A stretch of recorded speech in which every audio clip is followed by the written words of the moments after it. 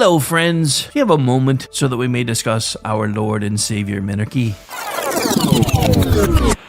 No, seriously, I'm just kidding. Hi, my name's Rick Robinson. I am the general manager of KLRNradio.com. We are probably the largest independent podcast network that you've never heard of. We have a little bit of everything, and by that, what I mean to tell you is we have news, pop culture, special events, conspiratainment, true crime, mental health shows, drama productions, and pretty much everything in between. So if you're looking for a new podcast home to grab a little bit of everything that you love all in one place, come check us out. You can find us on X under @KLRNradio. You can find us on our Rumble and our YouTube channels under the same names. You can also find us at KLRNradio.com and pretty much every podcast catcher known to man. So again, feel free to come check us out anytime you like at KLRNradio.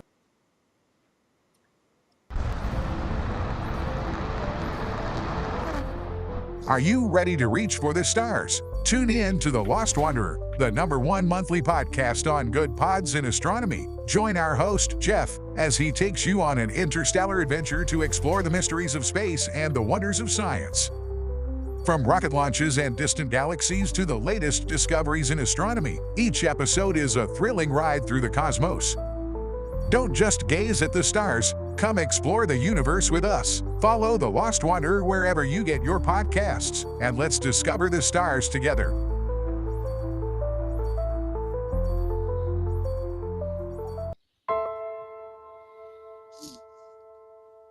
My dad was really, really special, and I loved my dad a lot. I'm proud of him, and that even though he isn't here with us, but he died as a true hero. I miss everything about him.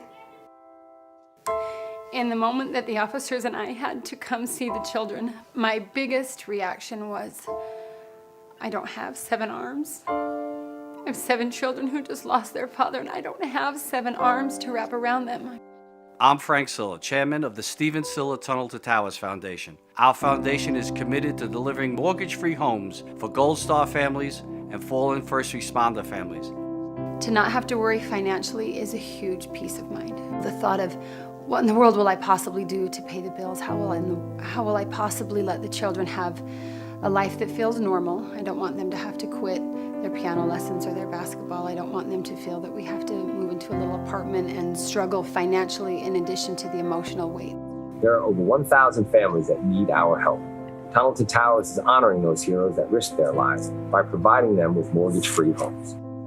Those who serve us and then lay down their lives protecting our freedoms and our safety, the least we can do is $11 a month to give them that peace of always knowing there's a home, there's that sanctuary when life feels like it's been tipped upside down, because it has. When you lose a parent in the line of duty, to know you can go home, you can be safe, there's no risk of losing your home. That's a peace of mind that I can't believe you can get for $11 a month. I'd like to ask you to contribute $11 a month to support their efforts. Please donate $11 a month by calling 1-844-BRAVEST or visit tunneltotowers.org.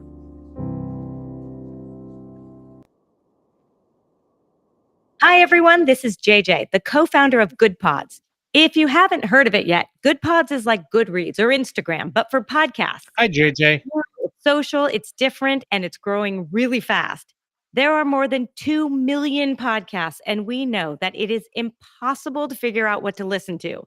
On Good Pods, you follow your friends and podcasters to see what they like.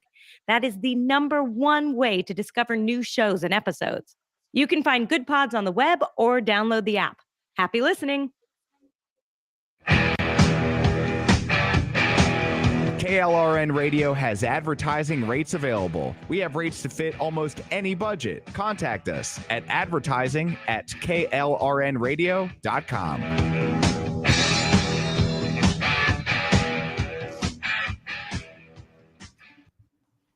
The following program contains coarse language and adult themes. Listener discretion is advised. Green man in the desert night, Bigfoot roaming out of sight. Government and shadows, secrets deep, conspiracies unfold while we sleep. Strange encounters unexplained, truth is out that really shade. Men with knowledge, voices bold, unraveling history, stories untold. Area 51, a whispered name. UFO sightings, a haunting flame. Loch Ness monster, a watery myth. Cryptozoology, a curious gift. Strange encounters unexplained. Truth is out that bravely change. Men with knowledge, voices bold, unraveling mystery, stories untold. Skeptics doubt, believers yearn for answers hidden yet to learn. In the twilight zone where logic ends, the search continues with all hands. Strange encounters unexplained, truth is out that bravely chain. Men with knowledge, voices bold, unraveling mystery, stories untold. Truth is out there. Truth is out there.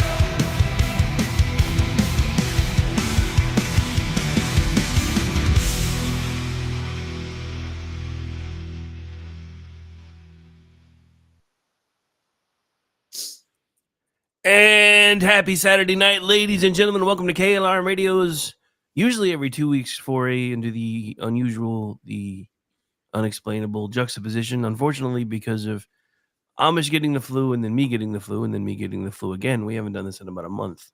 So we decided to do an audible and do a special episode tonight because another week and I just started getting an angry notice from iHeartRadio that we hadn't put out content and they were about to pull the show. So Not to we're mention here. when the program director starts talking shit, you know you got to get up back on the air. Well, technically I would cut his paycheck if he got one, but there's that. Anyway, so we're here, we're live, and I'm Rick, he's Amish, and we have a guest tonight too. So without further ado, I'm going to turn things over to Amish for a second. Then whenever you are done saying hi to everybody, go ahead and kick it to our guest so he can introduce himself. Well, hi everyone. That was the weakest throw you've ever sent me, Rick. Hey, I was trying not to cough on the air. Don't judge me too harsh. I get it because I'm trying not to right now too. So Besides, you know what? Since told that to flu, and it's been a couple months, I still feel like a lunger. Dude, I'm telling you, I have stuff like it's like every time I turn around, I'm like, I've had to break out my pocket squares because it's and I have to wash them every day because I have so much stuff. I'm not trying to gross anybody out, but it's like I blow my nose and this giant thing comes out. I'm like, what? I don't even how my nose isn't even that big. And then it's like every day, and then I'm coughing stuff up on. It's just I cough all the time, and it's just I don't know. You're gross. I'm also old and don't really care. No, mine's it's a dry cough, but it's like that. It feels like one of those deep pneumonia coughs when it it's like right in the center of your lungs, in between your lungs, where it's like, oh, this is going to be bad. And then you just get a little, well, fuck, that was anticlimactic. But every now and then I'll bust out into a full lunger cough. And that's enough of that. Hey, the chat's starting to fill up. Hey, just a reminder, guys, wherever you happen to be finding us at, make sure you are liking the feed, sharing the feed. We're trying to take over the world, and we need your help to make that happen. One podcast at a time. Until we have one network to rule them all. See what I did there? I know. I should give myself one of these. Just saying. All right. So I guess without further ado, we do have a guest, and I'm going to let him introduce himself, and then we can start discussing we can let him tell everybody why he's here, because he's kind of in our wheelhouse, so that's why he's here. But anyway, good evening, sir. Yeah, this was a good get. Well, hello, gentlemen. Thank you very much for the fine welcome here, and I'll join you in trying not to cough because that was my big fear about tonight. I don't think I need the iron lung yet, but My name is Jason Jackson. I go by DataHawk at DataHawkJSJ on X. Please feel free to follow. And I had gotten into a conversation with Rick, and we both found out that we were definitely in each other's wheelhouses. And this is right up my alley because I am currently in the process of writing a book, and it is going to be a critical deconstruction of what has befallen America since the invention of the Federal Reserve going forward.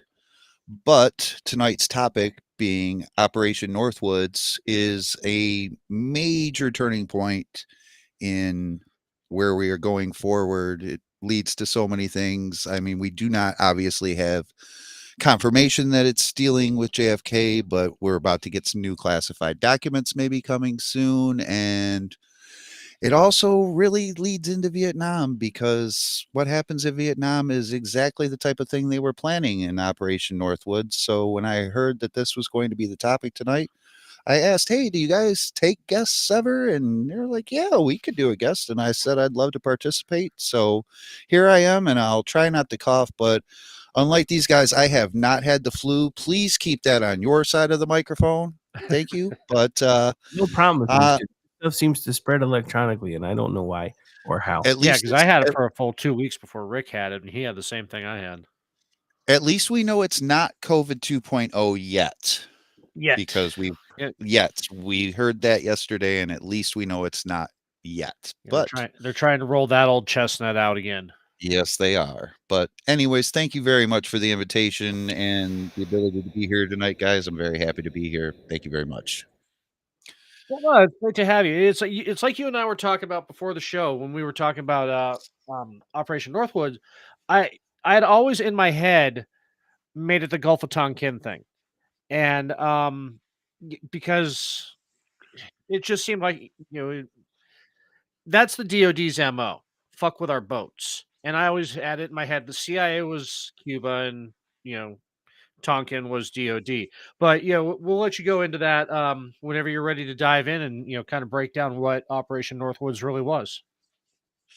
Well, I mean, it really, to me, it all starts at the Bay of Pigs, because when you have the Bay of Pigs and we get so embarrassed, humiliating U.S. defeat embarrasses John F. Kennedy. It deepens the Cold War tension. It pushes Castro closer to the Soviets, helps lead to the Cuban Missile Crisis in 1962. It cost $53 million at the time. That's 1961 money. That'd be $500 million. $500 million today would have been the outcome that happened out of the Bay of Pigs. And what it did was it embarrassed Kennedy, but it pissed off the Joint Chiefs something fierce, especially Lemnitzer, and it leads directly into Operation Northwoods, which we know now through NSA declassification in 2005 was always real. It was always planned. And as you stated when we were leading in here, it's exactly what happens in the Gulf of Tonkin. They fake an attack on a U.S. boat, and they lead us into a war that cost 58,000 American lives, countless other lives between Agent Orange, Vietnamese lives, lives everywhere. Everything affects lives.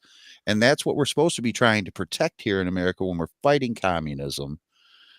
And we just weren't doing it because our government was literally going to be willing to at least fake killing American citizens to bring us into a conflict with Cuba. Well, when I was reading up on this too, I said, well, this is ballsy because they already played this game in Cuba. I mean, that's what got us into the Spanish-American War with the Maine. And I'm like, you can't show the same movie twice in the same venue. Remember the Maine. Remember the Maine. Yeah. If you don't remember, the Maine was a false flag op to get us in the Spanish-American War. Yes, sir.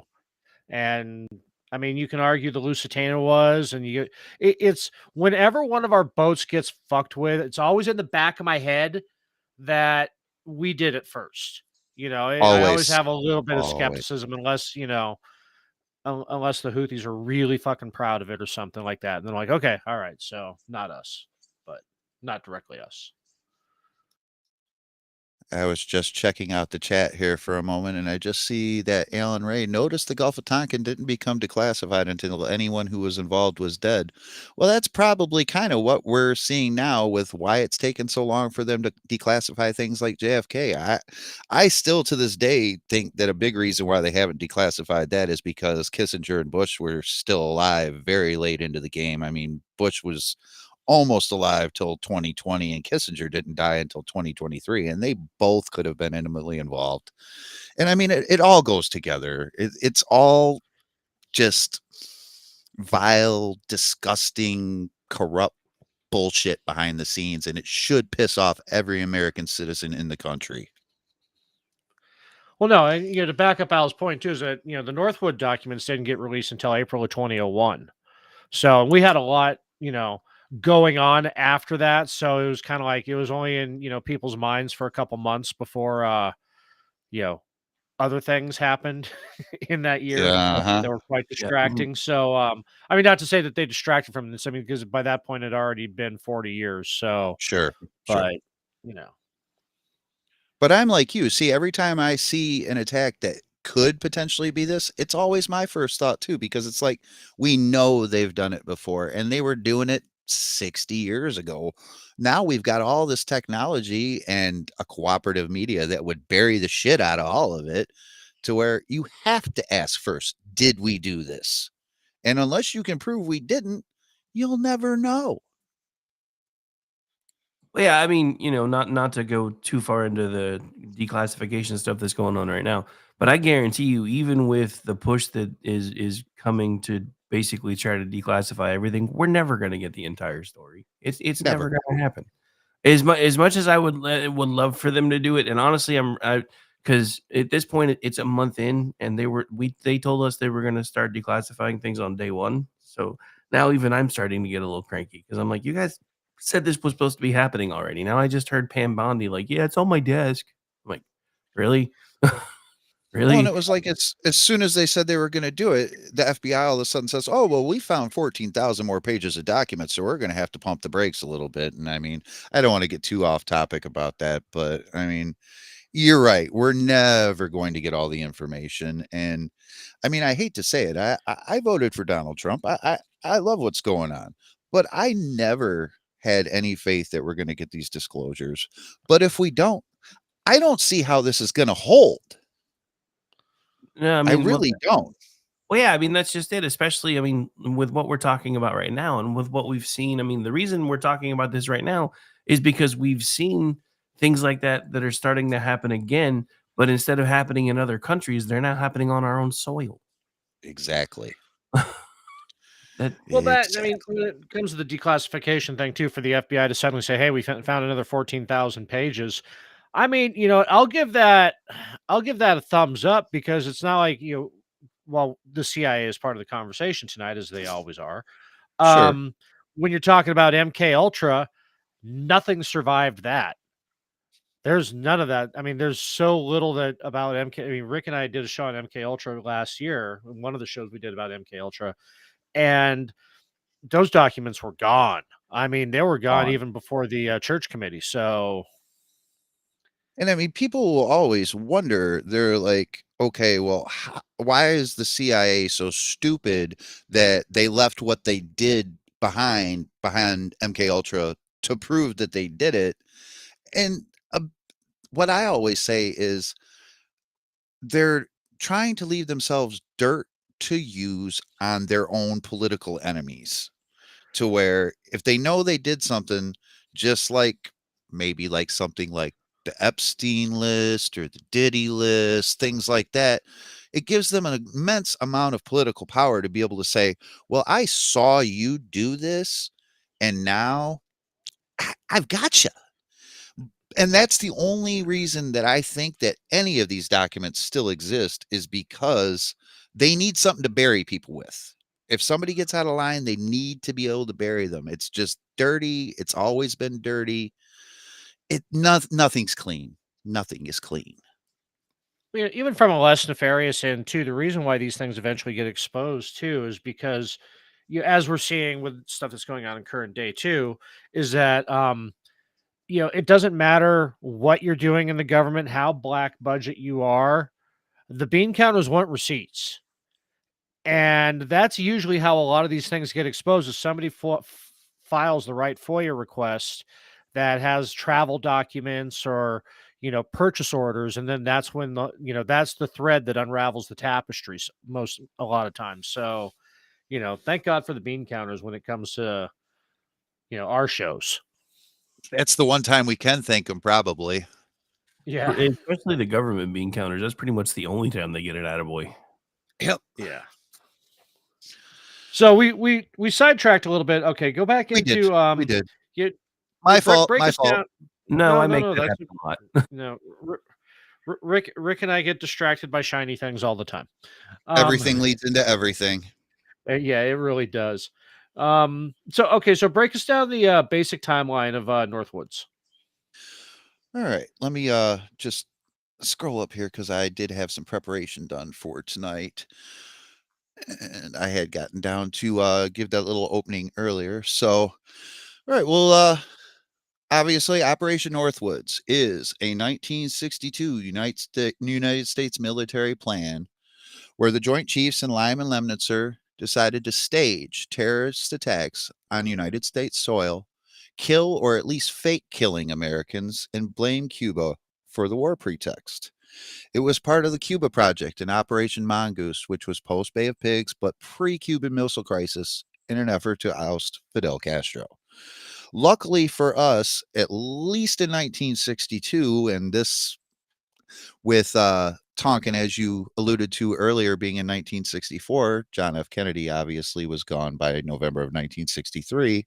But in March of 1962, John F. Kennedy saw this plan that was being organized by the Joint Chiefs of Staff in Lemnitzer, and he rejected it. He said, "You guys are crazy. I'm not faking killing Americans. I'm not killing Americans. I'm not doing fake funerals in order to bring us into war." And we know that this happened because it was declassified in 1997 under the JFK Records Act. It's in the National Archives. It's 181 pages. It's raw proof. Anybody that's listening tonight can go and watch it. Now, the plans, some of them were to bomb Miami, bomb Washington, D.C., Florida, fake quote-unquote Cuban agents, plastic bombs, arrests, planted documents proving Havana and Castro's guilt, hijacking and shoot downs. Let's crash a civilian airliner, but we'll swap it out with a drone. We'll fake the passenger's death. We'll mock the funerals. We'll use a remote control U.S. plane. We'll repaint it Cuban and crash it over Cuba. We'll sink a United States ship in Guantanamo, just like as we said earlier with Remember the Maine. Blow up some refugee boats, maybe kill some Cuban exiles, and then we'll blame Fidel Castro for it. The casualty lists in the United States newspapers would have caused national indignation, and it would have been essentially planned American deaths for public relations. And I mean, we've got a lot of key players that everybody's heard of. Obviously, I've already talked about a little bit about Lyman Lemnitzer. He was the Joint Chiefs, the chairman of the Joint Chiefs at the time. He's one of the most well-known war hawks probably to ever live. And he was the main one that pushed Operation Northwoods. He was the main one that clashed with President Kennedy. And this is actually what got him fired in 1963. And just as a little side connection to something that's going on now, when they fired him, they sent him to NATO.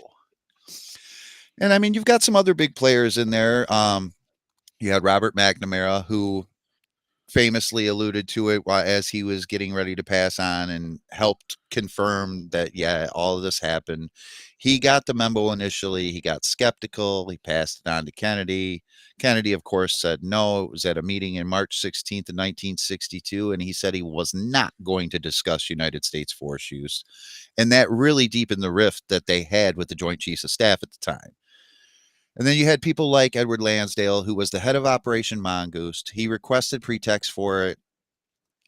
And it's 1962, to where it's happening right after the Bay of Pigs failed in 1961 and right before the Cuban Missile Crisis happened. And it really made Cuba get closer to the Soviets, and it made us want to invade. And why it really matters is it led to the peak of the Cold War. The United States versus the USSR, with Cuba as a flashpoint. Castro nationalizing United States industries with the Soviets arming them, and Kennedy had to come up with a flexible response to the military's war hunger. Operation Northwoods, what it shows the most is it showed desperation. It showed, at the time at least, which we don't see as much now, at least from the left, but it showed anti-communist zeal, but it also showed that we were willing to kill for policy. It was rejected, but that mindset lingered, especially with the Joint Chiefs of Staff, because Kennedy, when he said no, he pissed them off something fucking awful. It led immediately to a rift between Kennedy and the Joint Chiefs. It led totally to Lemnitzer getting fired and sent to NATO. And I can't prove it. Don't quote me on it, but it probably helped lead to the assassination of President John F. Kennedy in 1963. And even if it didn't, it helped fuel theories that it did, even with no direct link to Operation Northwoods actually being proven yet. And I was going for a minute there. Let me let you catch up. Yep. Okay. No, I was just, a couple of the other creative plans that they had too. And I think both of these came from Lansdale himself. Was they had a plan in place to where if anything had happened to John Glenn or the Mercury mission that he was on in 62, if it had crashed or anything like that, they had it all set to blame Cuba with electronic interference, that they're the ones who caused the Mercury space mission to fail and kill John Glenn. And that was going to be a pretext for it. Another one was that they were planning on doing a false flag attack against a couple of members of the OAS, the Organization of American States, most predominantly Jamaica or Trinidad Tobago, because those were both British protectorates, and they wanted to drag the British into this too. Absolutely. And I mean, a big part of this is a lot of the fallout from it. We still see it today. I mean, things like this weren't being declassified till like 1997, and that's only 4 years from 9/11. To where if we didn't find out about this, there probably might not be the speculation there is today about that, because obviously a lot of people out there, we will likely never be able to prove it, but a lot of people out there think that 9/11 was an attack that we pulled on ourselves. And it showed the risks of these false flags. It opened the debate on what the CIA and the Pentagon were doing when they were fucking around with everything. And it showed massive gaps in oversight. The ends don't always justify the means. And how far is too far? Well, if we've learned anything, we've figured out our government doesn't know what that means. They absolutely do not. Nothing is too far. Because the ends always justify the means. I mean, look at I was gonna say that's kind of our shtick. I mean, look at what they put us through for the last 4 years. We've been called every name in the book. We had Joe Biden giving a speech with Marines in a backdrop with flags and red lights, and they want to call this guy Hitler. I'm like, yeah, I think you missed the boat, guys. I think you missed the boat. But anyway, and I mean, why this is so important to me is because my father, he volunteered and enlisted in 1966, and he served 3 heroic tours of duty as a gunnery sergeant in the United States Marine Corps in Vietnam. He died at 42 years old in 1989 from the poisoning that will eventually take my life too. I've been sick my entire life over it, to where these things are the things that truly matter to me, because they've destroyed my family. I mean, we talk about these things every day, but they had true human cost for so many people, not just here in America. Vietnam is a clusterfuck. If anybody has ever looked at some of the pictures of what we have done to Vietnamese children with dioxin and Agent Orange, if you haven't looked at those pictures, you will be fucking disgusted. And it's from what I see on my Minds account, Vietnam is entirely populated with large-breasted lingerie models who love me just for me. So horny. That's what I remember from Full Metal Jacket. That's what they try to portray. If you set up an account on Minds, it's all Vietnamese underwear models. Anyway. Bobby Bob beer, best beer in Vietnam. Bobby Bob beer, only beer in Vietnam. Formaldehyde, never hurt anybody. Yeah, I love that movie. It's it was my father's favorite war movie before he passed. I still feel it's the best war movie ever, but I digress. I don't want to get us too off topic here. Right, we'll just But chase another squirrel there. yeah, I'll throw it back to you guys there. But I mean, everything leads to everything. I mean, there's so many risks today because look at 2019, the Israel-Iran hacks, everything after 9/11, the narratives in Ukraine. That Northwoods mindset is always going to persist. And even more importantly now, with drones and AI, the tech is going to make it so much easier. And I mean, they say that with the FOIA and Congress being watchdogs, it should be tighter. But does anybody fucking believe that? Because I sure as hell don't. Well, I mean, and because we are talking CIA, here's a prime example. USAID, which has basically been exposed as a CIA front. Anytime Mhm. Congress ever tried to get in to do any oversight, they're like, "Yeah, we don't answer to you." So no, Nope. Congress is. I mean, when you're dealing with alphabet soup agencies, Congress can't do anything. That's one of the reasons Okay. why you've got the current administration going through and just gutting everything because they're tired of not getting any answers. Apparently, they don't think they answer to the president of the United States either, which is really fucking interesting. Well, I mean that's been a thing for a while, but Well, Well, yeah, I was gonna but say it's that's every department in the federal bureaucracy. it That's shows just too much power to them, and it really needs to be broken up. I doubt it ever will, but it needs to be. I mean, it's being gutted pretty well right now. We'll see how long it lasts, though, because I mean, yeah, with the way the Democrats are screaming and yelling, you'd think there was nobody left in DC. They just scream and yell for fun. Well, that's true.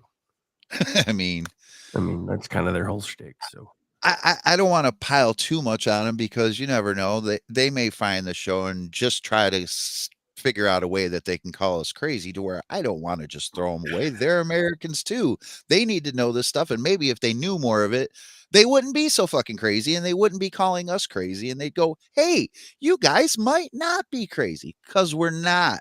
It's Yeah, all no. backed by facts and it's all backed by documents. It won't matter because anybody who does shows like this is automatically tinfoil hat. What I love though is in the last basically 10 years, every conspiracy theorist has basically been shown to be batting 1,000.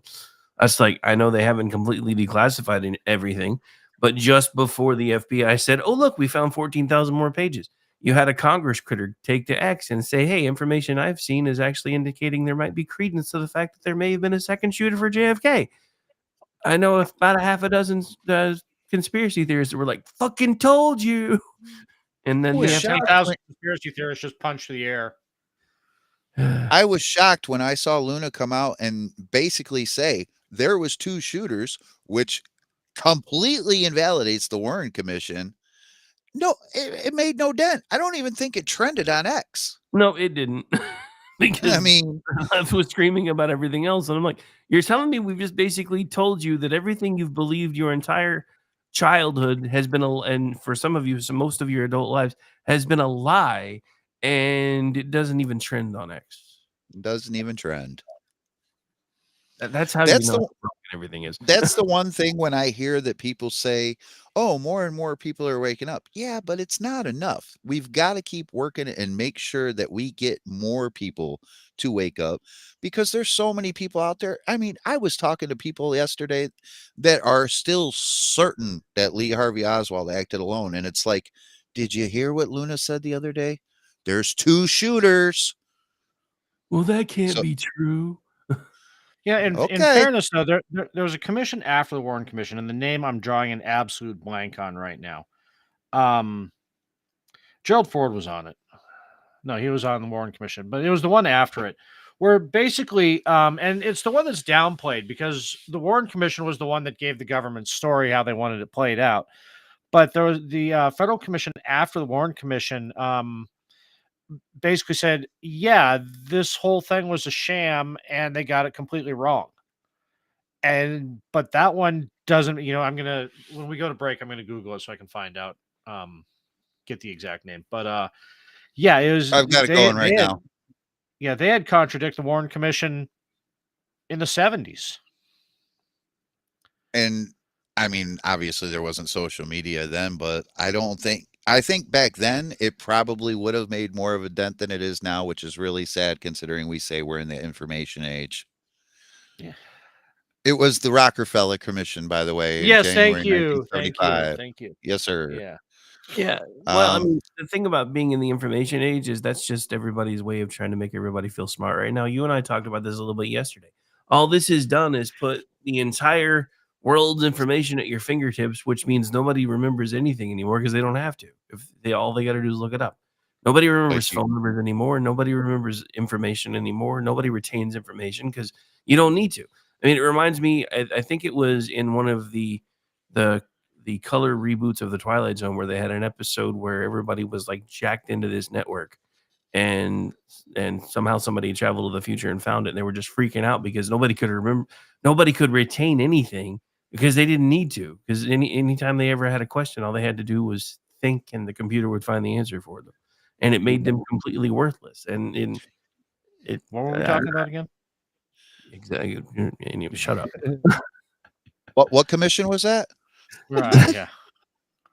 But yeah, it was the Rockefeller Commission. It was in 75 and yeah, Ford appointed the Commission on CIA Activities within the United States, the Rockefeller Commission, to investigate alleged abuses of the CIA's charter, including any possible involvement by the CIA in the Kennedy assassination. But remember, the CIA can't do things on American soil. Oh, of course not. Why would they ever do that? Well, here's something else that I don't think they meant to accidentally let folks know. But with the creation of the Patriot Act, they actually there was a division of the CIA that already existed that became a lot more powerful called the DPD, Domestic Protection Division, and they can actually do things on U.S. soil. Mm-hmm. And yeah, I didn't even know that was a thing until USA put out a series called Covert Affairs, and I'm like, surely this is not legitimate. And I looked, and it was, and I was freaking. I was like, what the hell? I was always told they couldn't do anything on U.S. soil. I hate to bring it more forward to today again, but just to go a little bit off what you were saying there, it's like, okay, you see all these people today that are saying, when Trump and Elon started actually breaking into some of these things and saying, okay, here's this information. And then, of course, the response immediately from the left was, oh, they're in all our information and data. And it's like the NSA has had every action in your life and every purchase you've made at least for the last 20 years. And you didn't give a shit then. Do you not remember Edward Snowden? Because he told you 12 years ago almost now, he told you the NSA had all of your data. They know where you are. They're pinging your cell phone right now. They know where you are. They know what you buy.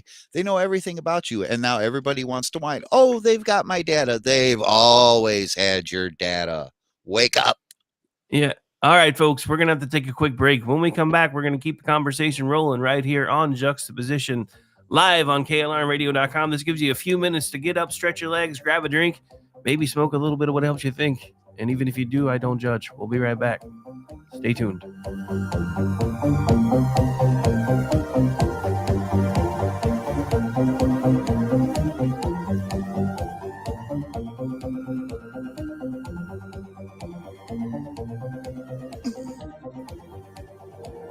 You are listening to KLRN Radio, where liberty and reason still reign. My son was in the Army back during Desert Storm, but even then he wanted an MBA. He looked at a dozen schools, but only one offered the online education and flexibility he needed while he was in a tent in Iraq, Grantham University. Turns out that Grantham's been delivering affordable, relevant college and advanced degrees for over 65 years. Heck, if they can deliver a quality education to a soldier in a tent overseas, think about the flexibility Grantham can offer love the you guy's joke so there. you can earn your The degree Rockefeller too. Commission was called Doesn't on matter how Facebook, but complicated more or in the full world your of life Carmen is, San if Diego. getting a degree is on your bucket list, you'll want to do what my son did. you'll want to call Grantham. Find out how easy it is to get started on your education so you can check that college degree off your bucket list. Call Grantham right now, 800-910-1370. That's 800-910-1370. Flexible, affordable, relevant. Call 800-910-1370.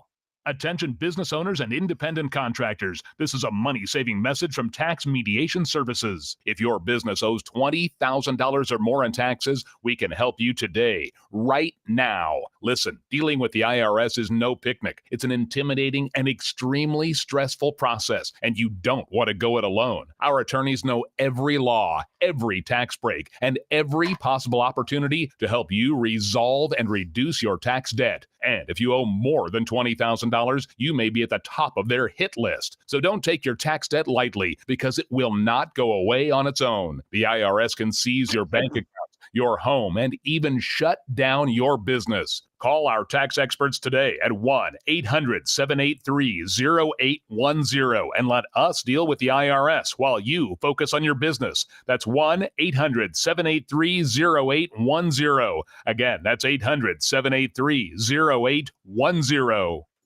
Celebrity designer Jeff Lewis is back with Hollywood House Lift. I'm excited to be working with new clients. I'm not getting rid of that. I hope I never see you both again.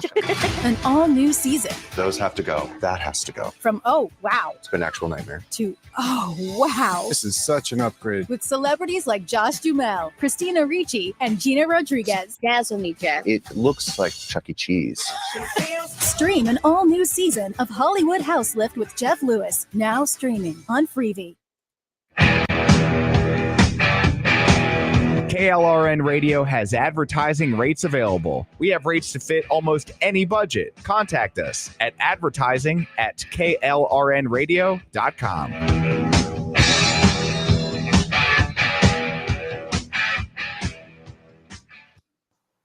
The following program contains coarse language and adult themes. Listener discretion is advised.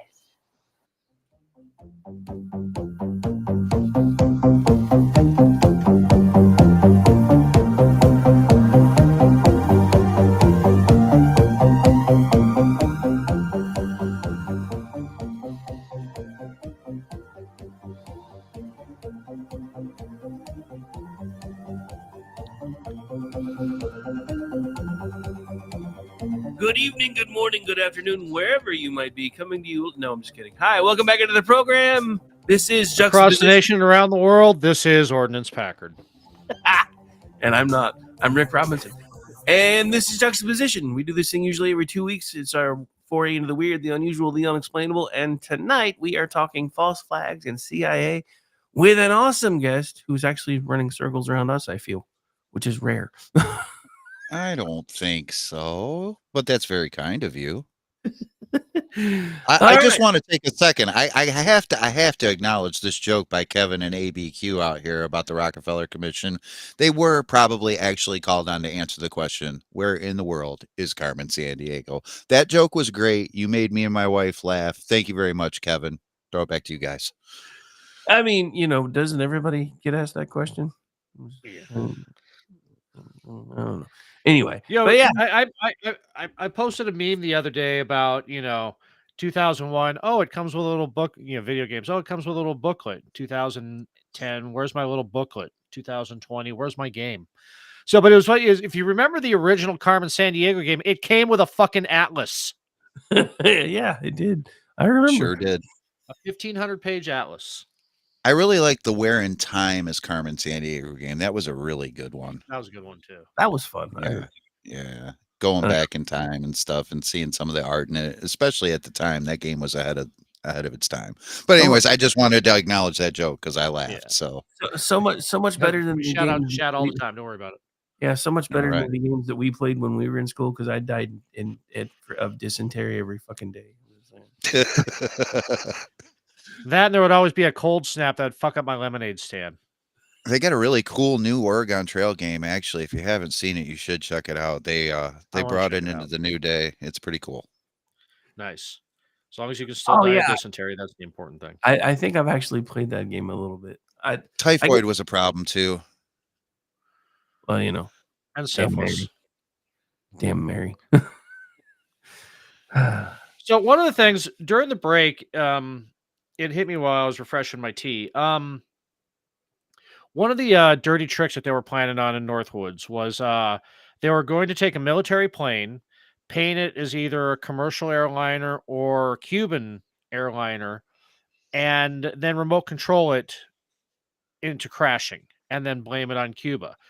And it reminded me of the often talked about, but nobody can find it on the internet anymore, episode of The Lone Gunman, if you remember that spinoff from the X-Files, where they were on an airplane that was being remote controlled into the Twin Towers. And it was a big thing right after 9/11, where it was like, oh my God, the Lone Gunman predicted this. It was like 4 or 5 years, a couple of years before it actually happened. But it's just that these dirty tricks keep coming up and they keep recycling them. And whatever you think, oh, there's no, whenever you think of the most outlandish thing possible that would, drag us into a war, it's already been war gamed out. There's a contingency plan for it, but they keep falling back to their favorites, fucking with our boats. I was good. Sorry. No, I was just going to say, what is it with them and boats? Because they do seem to have a flair for that. But anyway. Well, if you shoot down a plane, there's a lot of collateral damage. If you kill a boat, it just sinks. Good point. You're helping the circle of life. You've made a reef. And I don't want to joke about our ships getting sunk, but I really think that might have something to do with it, because if you shoot down a plane, you're going to have debris go everywhere, to where if you shoot down a boat, it's pretty much just going in the water. But one thing I did want to say there with your foray into the Lone Gunman is it's predictive programming, and that's probably a whole nother 2-hour show. Yeah, that's because I remember right when we started and we were talking about things that have happened since 2020. I remember when Kobe Bryant died, and there was that big move about the cartoon out there that had been released about 5 years before he passed away, called Chamberlain Heights. And they actually had Kobe Bryant in that video die in a helicopter crash. And the joke in it was that Kobe dies in the helicopter crash. He's still alive, but his rings come flying out of the helicopter as he's dying, and the little kids from the Chamberlain Heights show go and pick him up and say, these were Shaq's anyways. But it was like 5 years before he died. And there was another commercial that was like 6 minutes long by Robert Rodriguez, which is probably one of the most Illuminati-esque commercials that's ever been made. And that commercial ends with Kanye West getting shot down in a helicopter. And it's like, okay, that happened. The helicopter crashed. He really died. And I knew about it 5 years ago because of a cartoon. And it happens all the time, and people just don't put it together sometimes, but my brain never stops, so I do. So let me kick it back to you guys.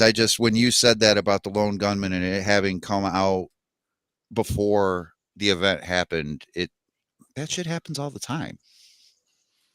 Well, I mean, this goes into something else that we've talked about. Well, we haven't really talked about it on this show yet, but I keep meaning to have us reach into it. I mean, I guess we've kind of touched on it in other like allegories, but we haven't done a complete show on it. The collective consciousness. Mm-hmm. Yeah, we talked about that. I thought we had done that one, but then I realized that was me and Mickey on John Katz's show, which I was talking to Katz after your show last night. We got to do another panel with those guys. Yeah, we do. But then again, we have to be able to rein Mickey in because he's always off doing Mickey shit. So. But yeah, no, it's weird to think about, because there are so many things that if you look, it's almost like we've seen things that have played out in TV that have come true years later, and it's like, okay, so did they see this too and it put the idea in their head, or was this some sort of collective consciousness way of trying to warn us that bad things were happening? And it's just something. The Simpsons. Well, yeah, that too. We joke about the Simpsons all the time because I'm pretty sure that wrote the Simpsons is from the future. The Simpsons are also immune to the Mandela effect. Which is weird. I think Futurama is Matt Groening's actual life, and The Simpsons is him telling us history. Okay, there we Hey, go. I could You know what? that you might On be the able to make next a case for juxtaposition. that. You might be able to make a case for that. Yeah, is that a good juxtaposition? Did I just like pull something off that perfectly named the show? Well, we actually joke about that, but we that could actually be what and Jeff with the the most memorable and best line from Men in Black out there about a person being smart but people are stupid. I used that the other day in some other context, but it just keeps ringing true. Idiocracy came Well, true. and getting back to the your point about boats sink and they're harder to find. That's actually true because when an airplane crashes, you'll have dozens of scrubs all over the wreckage before NTSB or anybody else even shows, unless it's planned on where it's going to crash and then it gets cordoned off pretty quick.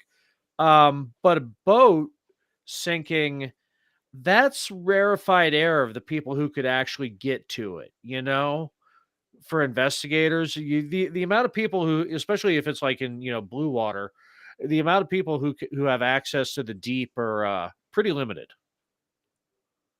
Absolutely. I'm actually pulling something up about that right now.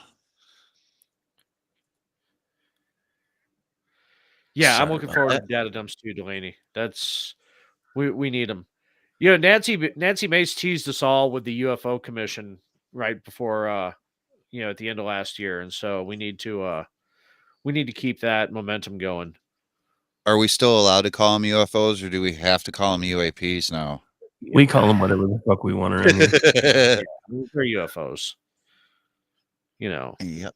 That's actually what inspired the whole juxtaposition thing. I had been doing political shows for forever, and this was back when Tucker Carlson was still on Fox News, and I'm doing show prep, and all of a sudden I'm just flipping through the channels and I hear Tucker Carlson talking about fucking UFOs. And I'm like, when the hell did UFOs become mainstream, and how did I not get the memo? And then I was just talking and doing the usual show with the chat, and I wasn't getting into it. I was like, you know what? Fuck it. We're gonna talk about this. And then like the next week, I was like, yeah, this is one of the shows I'm doing now. Then 3 weeks later, I said, hey, you should do this show with me. And he's like, that's never been done before. It won't work. And we're coming up on 6 years. God, I can't believe it's been 6 years. Yeah, the good thing with the 2-hour format is we can actually dig into a topic. And it helps with our squirrels because then we don't spend half the show going off on squirrels and then even on the table, which I'm terrible about, and I'll admit it. I don't want to give them too much credit, but I honestly think one of the reasons that the UFO thing became more mainstream was because of the lead singer of Blink-182, Tom DeLonge, and everything he was putting out there. Because his music was so mainstream, when he started talking about it, people that probably wouldn't have been looking into it were going, why is the lead singer of Blink-182 telling me there's UFOs? And now I hear he's working with people that were at the Pentagon and all these different places. And obviously we've not gotten disclosure since, but I definitely think it helped bring it more into the awareness of the public just because of his platform that he achieved through music. Well, that and not to give pop culture too much credit. I already talked about the lone gunman, but the thing with the X-Files too is that I knew people who had security clearance, and the only thing they would say to me is that Chris Carter knows somebody. Yep. So he made it. He took it from the absurdity of what was UFO culture at the time, and then really kind of you white breaded it. He made it easier to digest over a long story arc of several years. But it's like we years ago, I think 2015, during when Trump was coming down the escalator, we all started joking about the fucking timeline, and now you can't find a person who doesn't know what the Mandela effect is and the timeline switching. Right. The Mandela effect's always been weird to me because I'm old enough. I'm 46 years old to where I grew up on the Berenstain Bears and all that, to where some of it I definitely buy into, some of it I don't, but it's definitely weird. Everything's weird, but That's always been a little weird to me with that. But Well, speaking of CIA false flags, what if I told you one of the most prominent new theories about the the Mandela effect is it's been a gaslighting experiment funded by the CIA? I believe it. The CIA That I wrote can't. James Bond, not Liam Fleming. That one I have a hard time with because scrubbing. I mean, there's just too many artifacts to scrub. But I mean, the one that still freaks me out. But getting back to Northwoods real quick. Something else that I was really Well, before you go back to the main topic, the point I'm trying to get to is they use the artifacts to their advantage because even though they're out there, they keep trying to tell people they're not real. okay. So that's like the Gaslighting whole. on top of gaslighting. Well, that's like the cornucopia not being a thing. Somebody actually found a T-shirt in their closet that had the cornucopia logo. Right. So So they didn't sneak I into remember that. person's closet. Yeah.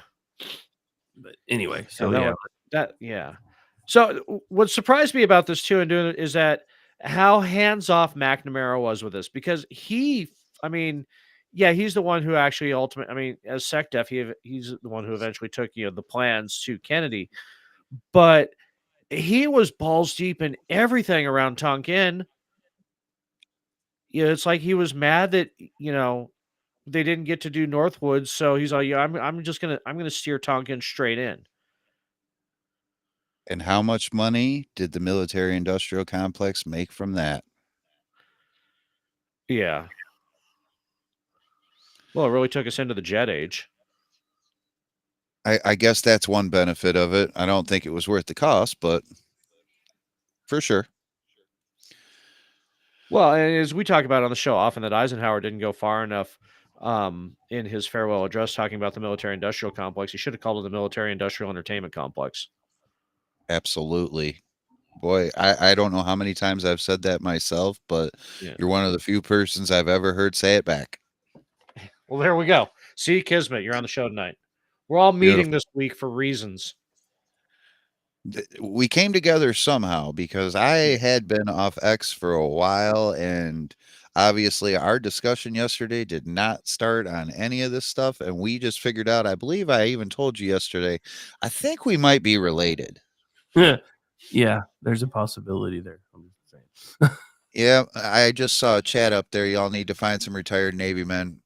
My dad was a Marine, to where I don't have any Navy men. I don't have a Marine anymore either, but they definitely have a lot of stories about what they saw at sea. I just noticed that chat by Larry Wolf up there, and that would be cool to hear some more stories from the Navy about why they go so much after boats instead of planes, because it's got to scare them. If you were a Navy man, you could know that if they pull a Northwoods on you, you could either be killed or faked to be killed and have a fake funeral for you because of Operation Northwoods. I mean, it could happen on a plane too, but like you said earlier, why is it always boats? Well, there's a lot of collateral damage with planes, and as we learned from 9/11, you get things like jet fuel and its burning temperature, and there's a lot of questions where how long has the Arizona been down there? Yeah. It's not very deep. Not very deep at all. But I mean, obviously they've brought a lot of stuff up, but when you see the things with the boats, I've only been on one cruise in my life, and it kind of just weirded me out because there's so much open around you. And that's another thing. If you're in a boat out there, they could tell anything that happened because who's there to see it? You're right.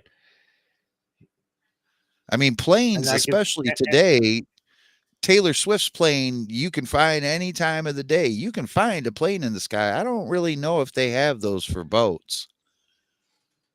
The jet I'm tracker. sure they do, but I'm sure they do, but not as popularized. But I'm sure they do. But yes, ships. The Navy has ships. You're correct. Unless it's a submarine, then it's a boat. Yes. That drives me crazy because I watch so many Navy movies and shows where they do that backwards, and I'm like, come on, man. So, getting back to the main topic, is there anything we haven't touched on yet that you wanted to you wanted to drop into it?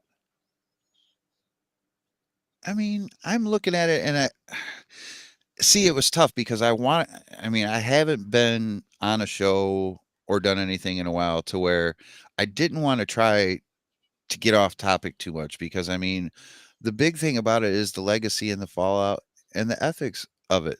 I mean, we know based off that we know there isn't a place too far that they won't go. We know they've already thought about it. We know they've already done it. It has to constantly be on your mind every time some tragic event happens.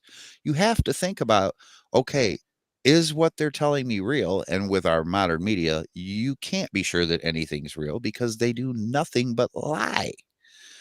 But I don't think, I mean, I'm trying to remember in my youth, like, let's say 3 years after 9/11, I don't remember too many people knowing what a false flag attack was unless they were like deep into the lore and the information like people like us are. Like, I've said the word false flag to people before, and they're like, what are you talking about? And they have no idea because it's not like they teach about it in school. Like, oh yeah, our government, that they'll just fake your death to get political aims. They're not going to tell you that. They're not going to tell you that on the news. The people in office aren't going to tell you that. The CIA, you're never going to know who they are, so they definitely aren't telling you it. And it shapes all of our modern scrutiny. 9/11, WMDs in Iraq, all of this echoes Northwoods, and there's major modern risks out of it. Now, today with the technology, like we didn't get into it before, but look at the cyber false flags, like the Israel Iran hacks in 2019. That's all a Northwoods start off. The whole reason that they knew that false flags work is because of Operation Northwoods, which means that it's one of the most important projects that's ever come out of the intelligence community that is going to have an effect on your life for the rest of it and for the rest of the lives of your children. They need to know this information. They need to know that everything they get told, they need to question because there's far too much apathy in our country today. I mean, look at the vote turnout.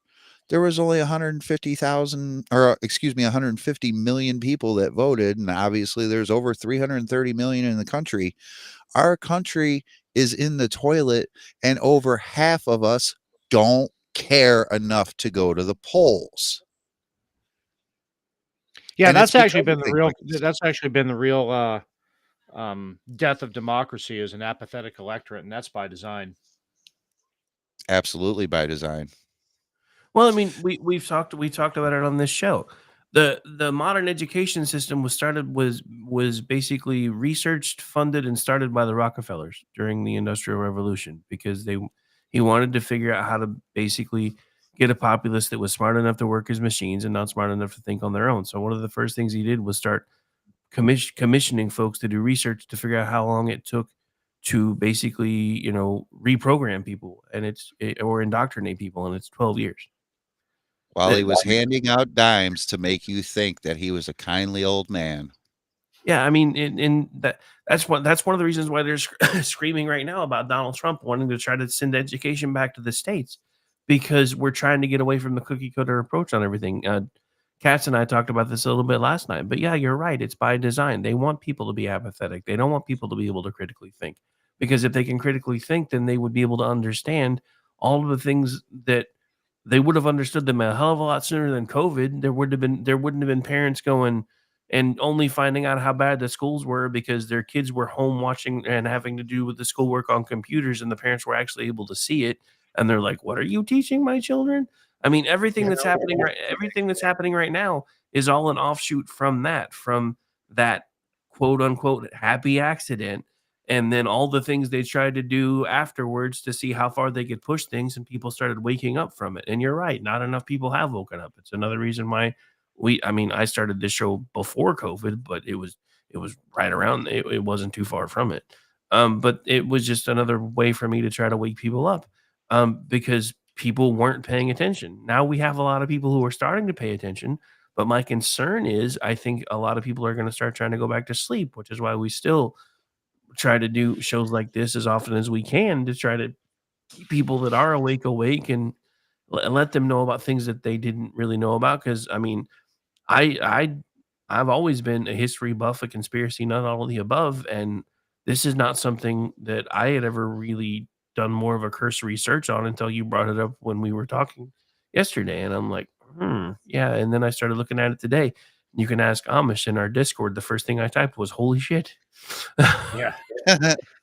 See, like I said, I remembered hearing all this, but my brain just put it into Tonkin. Because boats. That's a DoD thing, and it's the CIA that was always fucking with Castro. But yeah, and to your point too, Rick. I say this often. I should say this more often on this show. But just because your team's calling the plays right now doesn't mean you should fall asleep and keep questioning. I mean, when we were in school, we were taught by the hippies who taught us to question everything. Well, that was to their detriment because we did question everything and we found out you're full of shit. So, yeah, Well, and that's Well, that was that was actually kind of twofold though, because not only did they teach us to question everything, then we got old enough to understand that the fallout shelter that they told us our desk was a lying thing. And then we really stopped trusting everyone because and I have had this conversation on multiple shows lately because before we started moving around the country, I was 3 miles from a primary target.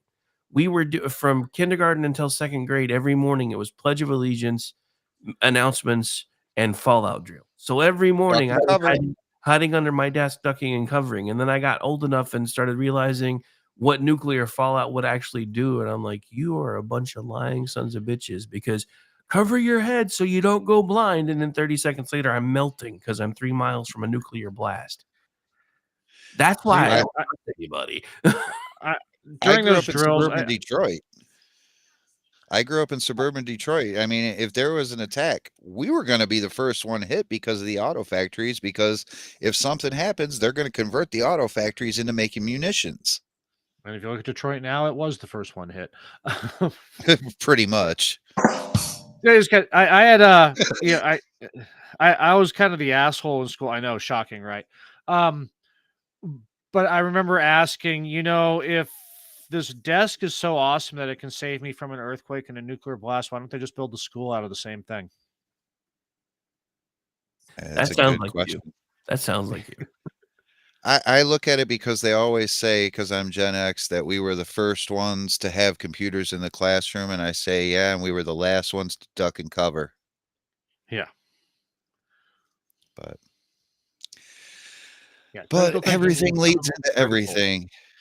Yes, I mean, yeah, we all assumed we were going to be dead before we were 20. That's why most of us don't have retirements. I definitely didn't think I'd be here right now. Oh, that's why just we're one thing early. One thing I did want to touch on from the apathy that we were speaking about earlier. Sure. One of the things that bothers me the most, and I know that you gentlemen don't know my history.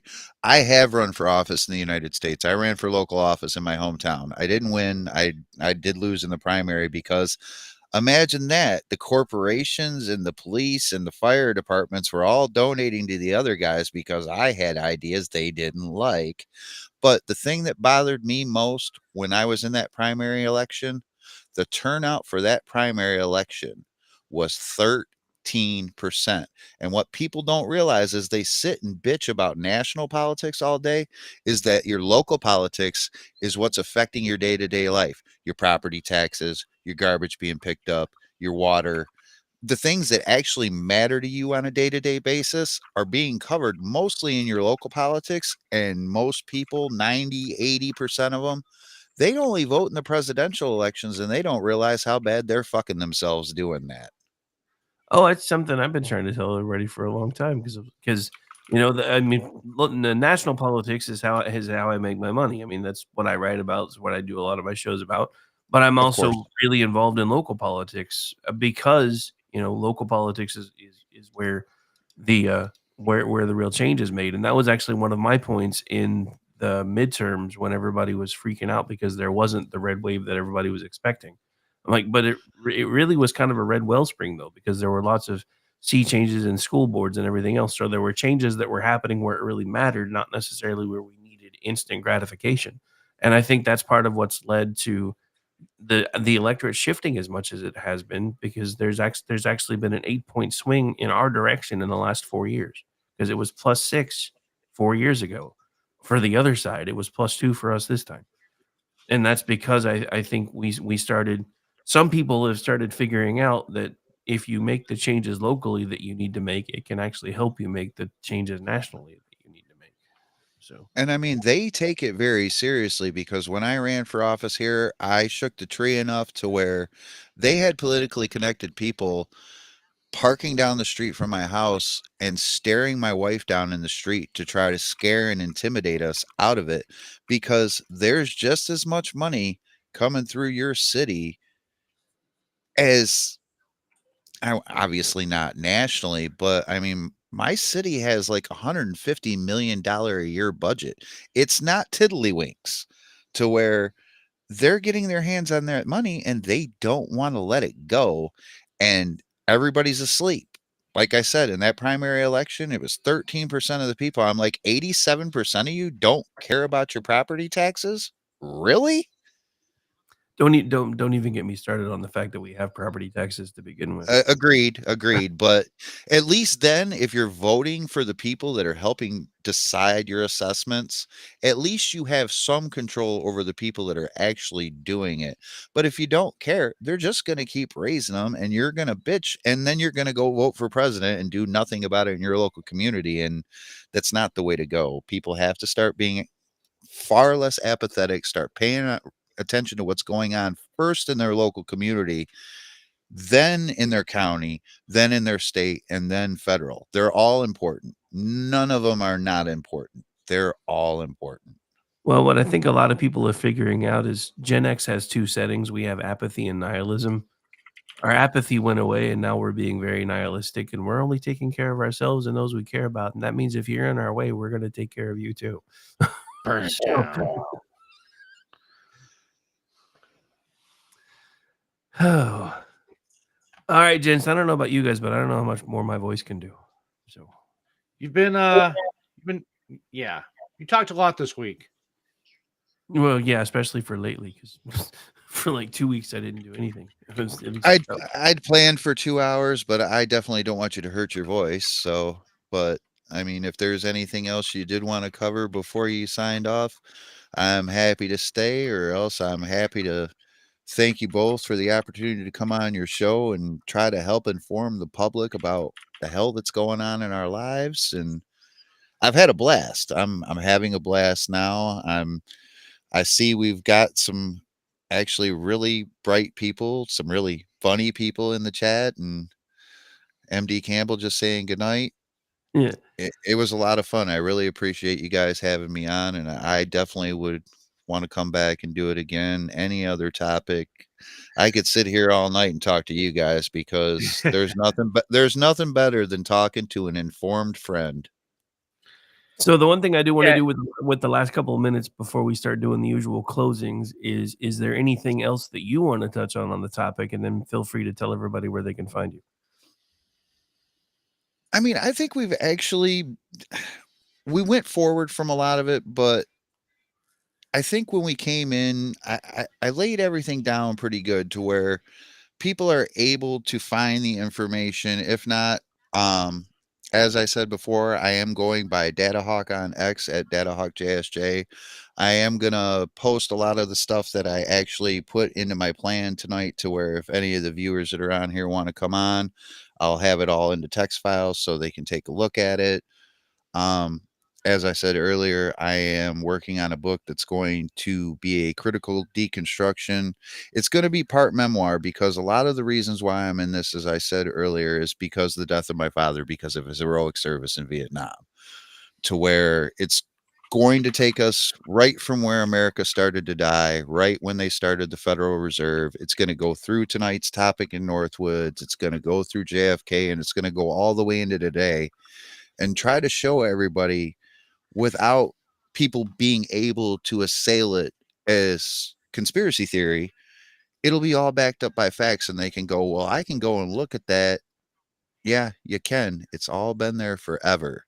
You just got to go and actually be willing to take a look at the information. And that's why I'm working on the book.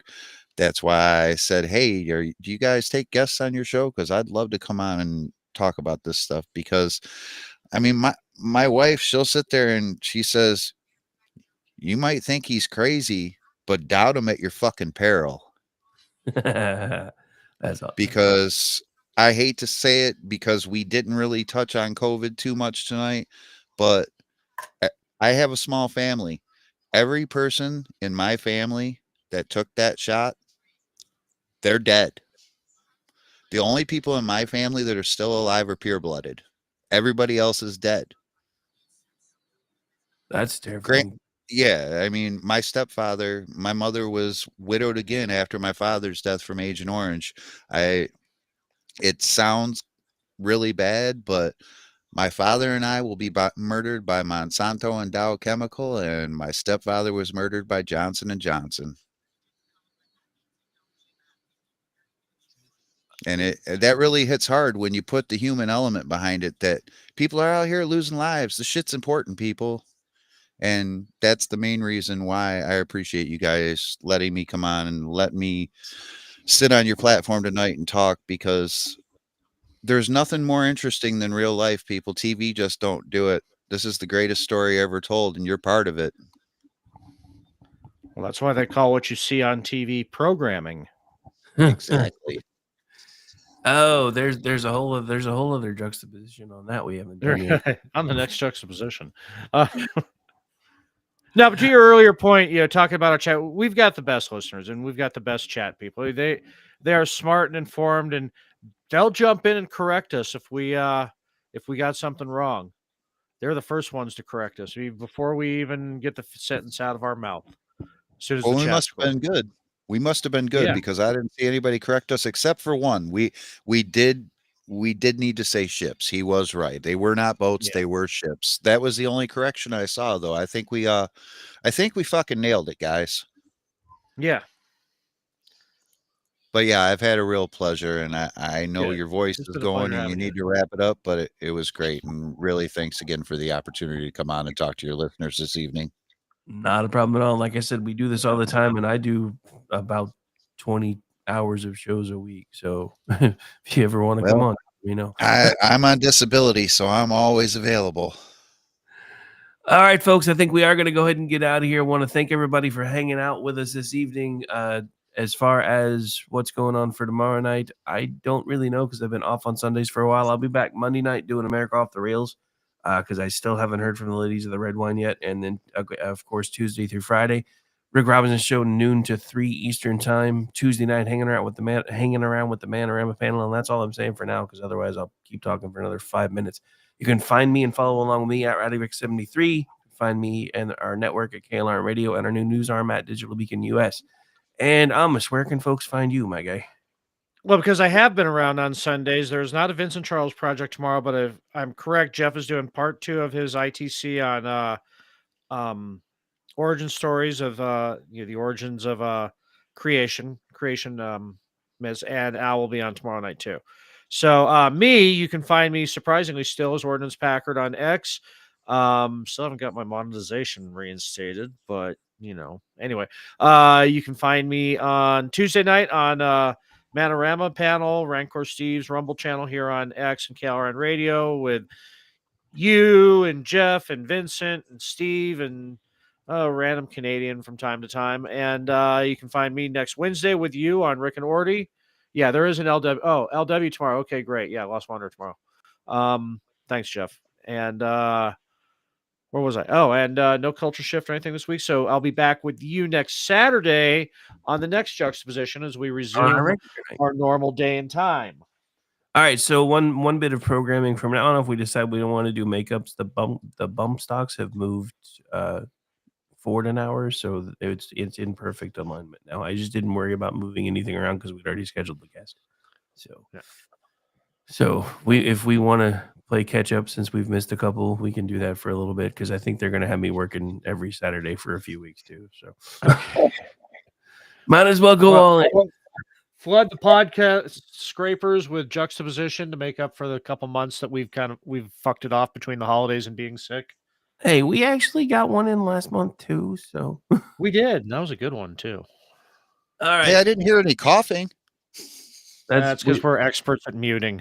We've got Beautiful. Rick and I are both sympathetic yawners, so we're pretty quick on the mute, so we don't get the other one yawning. And oddly enough, when I'm sick, I'm a sympathetic cougher too, because that's terrible. But anyway, all right, we are going to get out of here, ladies and gentlemen. The podcast audio version of this will be up on Spreaker momentarily and out to the rest of the podcast scrapers around the world within an hour or so. So if you're just joining us, you can also find the replay right here on X, on Rumble, and on YouTube. But the audio versions are monetized, so please at least go click that one once. Just saying. Bye, everybody. And I don't know why I'm playing this one instead of the actual outro, but we're leaving anyway. No hailing of the hydrant. We've had this discussion.